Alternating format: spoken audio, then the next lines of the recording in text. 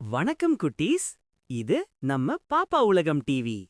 ஒரு அடர்ந்த காட்டில் ஒரு பெரிய ஆலமரம் இருந்தது. அதில் நூற்றுக்கணக்கான புறாக்கள் ஒற்றுமையாக வாழ்ந்து வந்தன.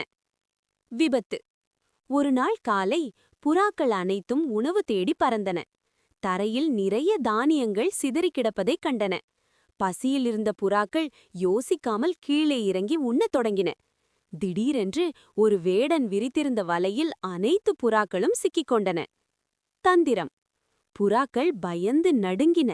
அப்போது கூட்டத்தின் தலைவனான வயதான புறா சொன்னது, யாரும் பயப்படாதீர்கள். நாம் தனித்தனியாக பறக்க முயன்றால் தப்பிக்க முடியாது.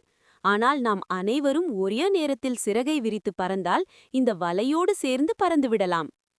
வெற்றி. தலைவன் சொன்னபடியே 1, 2, 3 என சொன்னதும் எல்லா புறாக்களும் சேர்ந்து பலமாக பறந்தன. வேடன் ஆச்சரியப்படும்படி வலையோடு புறாக்கள் வானில் பறந்து சென்றன.